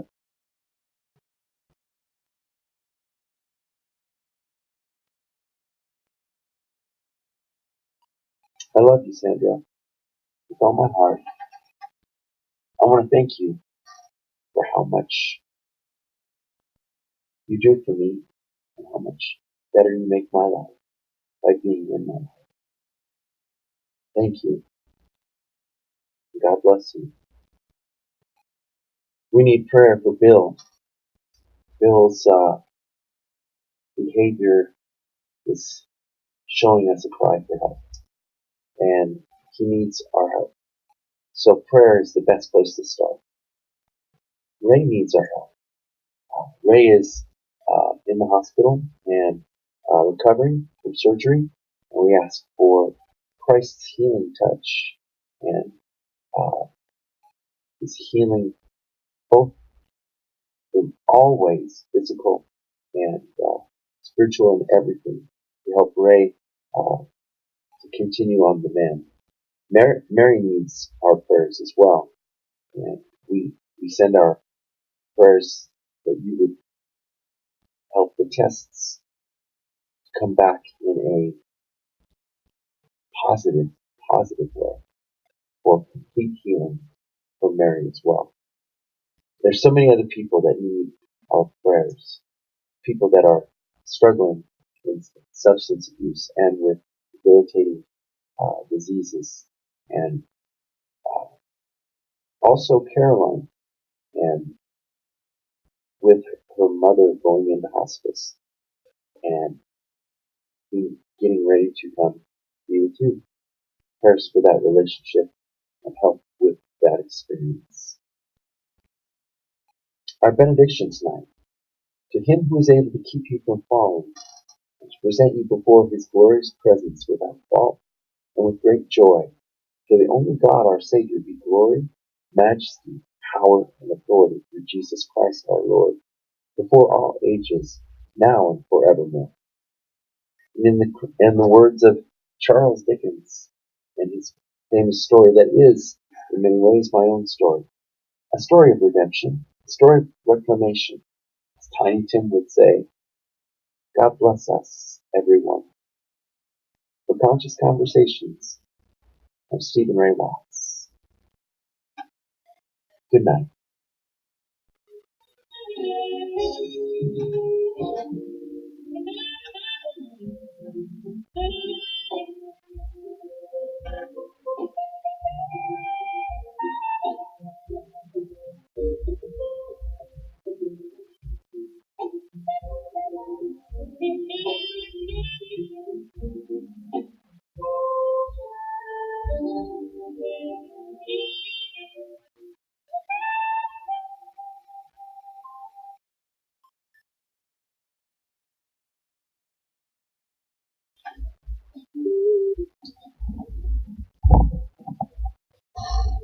And good night to all of you, from Ustream to also Facebook Live.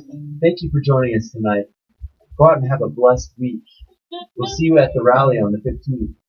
And next week we'll be broadcasting from Dallas, or Dallas area, in the Wiley, Texas. Can't wait. We'll see you at regular time. Good night. God bless.